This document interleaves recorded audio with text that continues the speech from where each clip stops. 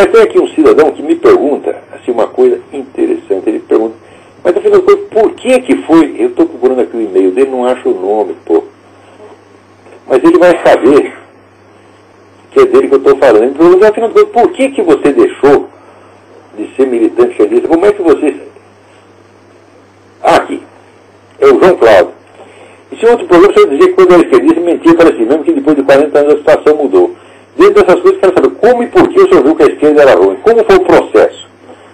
Eu digo, o processo foi muito longo, porque inicialmente eu comecei a ficar deprimido, né, de ver a falta elementar de moralidade que o pessoal comunista tinha na sua relação, não só com os adversários onde eram pensados e tratados como se fosse lixo, mas até internamente, uns com os outros. Quando desconfiavam do sujeito, destruíam a vida do cara. Eu acho que eu contei aqui nesse programa a história do próprio sujeito que me cooptou para o Partido Comunista e que depois o pessoal da cúpula do próprio Comitê Estadual desconfiou que o sujeito tinha uma ligação, que era um espião, coisa que ele não era, e destruiu a carreira do sujeito assim em 2 semanas.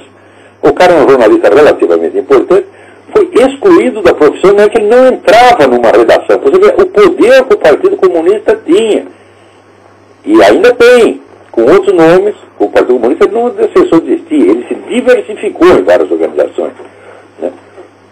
Então, hoje está mais poderoso do que naquela época.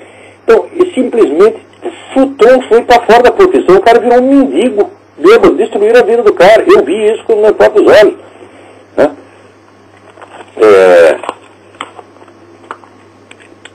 Mas, inicialmente, eu só me afastei do partido. Falei, eu me afastar, eu não fiquei contra. Eu me afastei e falei, não, eu vou para casa pensar. Né? E foi daí que eu comecei. Aí eu falei, bom, em primeiro lugar eu tinha que completar meus próprios estudos de marxismo.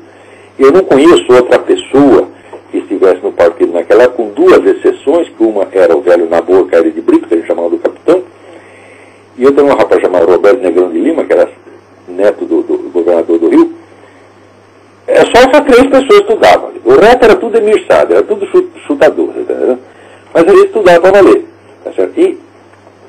Então, completando ali o que eu precisava para me informar do marxismo, eu falei, bom, agora vamos ver a crítica do marxismo, vamos estudar o que tem do outro lado, vamos estudar os autores reacionários, etc, etc.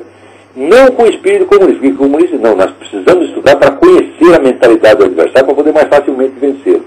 E pela primeira vez eu falei, não, eu vou ler, não com a simples ideia de pegar o truque do cara para poder acabar com ele. Eu vou botar os dois lado a lado e vou fazer um julgamento justo. E é só você experimentar fazer isso, experimente dar credibilidade ao argumento do adversário, como você dá ao do seu lado. Tá certo? Dá a mesma credibilidade. Você vai ver assim que não sobra nada do comunismo. Nada. Primeiro não sobra nada do marxismo. Quer dizer, o marxismo como análise histórica, como filosofia, é uma verdadeira bosta, charlatanice, do começo até o fim. Nada se sustenta ali. Não estou querendo dizer que Karl Marx fosse burro, não, era um homem grande talento, só que era um sociopata, mentiroso, perverso, e que sofria do delírio de interpretação, que fala o famoso doutor Paul Serrier. Delírio de interpretação é uma forma de loucura, que o sujeito não tem perturbações sensoriais, ele não vê coisas. O que ele vê são coisas que existem, só que na hora de articular, ele articula de maneira fantasiosa. Tá certo? Então, por exemplo, a simples crítica da escola austríaca à economia marxista é você ler aquilo, você nunca mais se ilude com aquilo, porque acontece o que aconteceu com o Eric Weber, né? Ele leu o Capital e virou marxista. Daí no semestre seguinte ele teve umas aulas de economia política e curou disso em 3 meses. Tá certo? Eu não curei 3 meses, ele tem anos. Tá certo? Mas, por exemplo, o livro do Ludwig von Mises, Socialismo, a análise econômica e sociológica, não sobra pedra sobre pedra, é impossível. O livro do Eugen von Böhm-Bawerk sobre a teoria da mais-valia, que a base, o pilar do marxismo, você vê que aquela teoria não tem pé nem cabeça. E assim por diante. Depois a gente vai lendo os documentários das pessoas que fugiram da União Soviética, os relatos de ex-militantes, etc. E fica vendo que não só a teoria é errada e absurda, mas ela é monstruosa, é intrinsecamente mentirosa. E no fim você acaba vendo a significação de mais como é que se diz? Significação mais alta que a coisa tem, que é realmente isso aí tudo sai de seitas demoníacas antigas. A origem do marxismo é a origem de seita satânica mesmo, não é outra coisa. Quer dizer, lê o livro do Rabino Marvin Alterman, Eliminate the Opiate, e você vai ver o que foi. É a origem de heresiarcas, tá certo?